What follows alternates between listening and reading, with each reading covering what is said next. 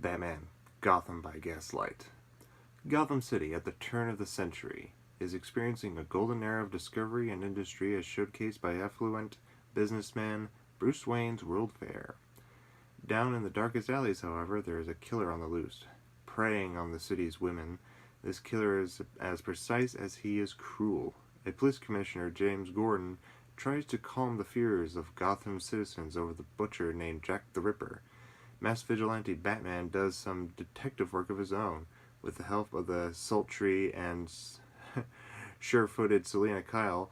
Witness a world in flames as the killer's controlled savagery meets the calculated stealth of the Dark Knight. Now, for anybody who's fans of the graphic novel, as I am, the beautiful Batman Gotham by Gaslight graphic novel that has two stories set in the Victorian era for Batman, this animated film barely follows it. It may be a flaw to some fans, but sometimes it's not really a flaw, because sometimes you have to betray the source material to tell the story. With this one, much like it was for Killing Joke, the story is so small that they have to expand upon it. And that's what they did with this one. They kind of combined the two very small short stories that make up Gotham by Gaslight and combined both stories to complete one movie. And they also added in more characters from the Batman lore, like they added Catwoman, Poison Ivy, Hugo Strange. Harvey Dent was already in the graphic novel, if I remember correctly. But they also added Jason Todd and a few other things. They added a lot to the story. But at the same time, they kept the spirit of the graphic novel and its tone, the colors, and everything that makes the Victorian era great for, any sort of media. It worked a lot, and actually they still made a very, very good, entertaining movie. The voice acting was great. I love Bruce Greenwood as Batman for these movies. I before even Bruce Greenwood actually voiced Batman for Batman Under the Red Hood, I thought he'd be great as Bruce Wayne Batman for any live action or voice, but I was right when Under the Red Hood was made, and I'm right again, because he did an excellent job with this movie, too. I just hope they do more animated movies with Bruce Greenwood, because he does a good voice for Bruce Wayne Batman. The Victorian era is well designed. The colors blend very well and actually complements the gritty look of the Victorian era. The fog and just the color tones are very well done. The characters they added were actually pretty good and actually added to the plot and actually aided the plot along. Selina Kyle was neat, and they actually because of her they added what was going on at the time in the Victorian era, which is the suffragist movement, which later evolved in the women's liberation movement in the 70s. But the women's suffragist movement was in the Victorian era, and I kind of like that they added that in.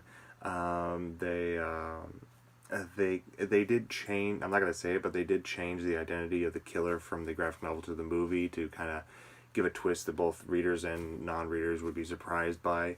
And it was kind of surprising, though at the same time, kind of like, I don't know about that, but it was still good. But overall, it was a really good movie. I do like it, and it is something to enjoy, and something that, yes, if you are a fan of the graphic novel, you just kind of have to kind of let the graphic novel be its own thing and just watch and enjoy this movie. Because, if you can't get out of your head that it's not following the graphic novel, you won't enjoy this movie at all.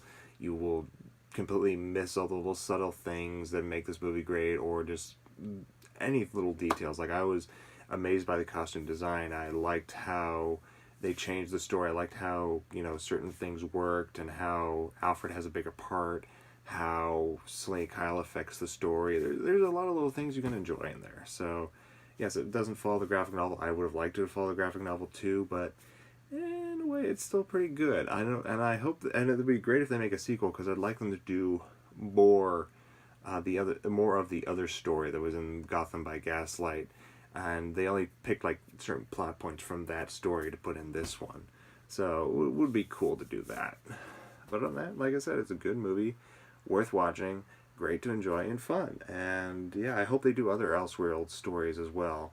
For those who don't know, the Elsewhere stories were like what if stories, basically. They basically would be like, oh, like this one, like, oh, what if Batman was in the Victorian age, other than, you know, the Depression era or modern days? Or if Batman was a pirate? What if Superman landed in Soviet Russia rather than, you know, Kansas? You know, there's these other little what ifs that would happen. So it'd be cool if they did those other Elseworld stories as well. Those would be fun to see them adapted and also read. So, but yeah, other than that, I liked it. I give this movie 3 stars out of 5. It was just great, enjoyable, a good thriller. It's cool the nods they made into the Batman lore. All these other different little things. It's like I want to describe them, but at the same time I don't want to spoil it. So I'd rather leave you guys to watch and the other fans of Batman to watch and just go, oh yeah, I know what they're talking about there. Oh, that's pretty cool and neat how they wove that in there. So yeah, just give it a shot. You may or may not like it, but that's the only one way to find out is to actually watch it. So yeah, that's it.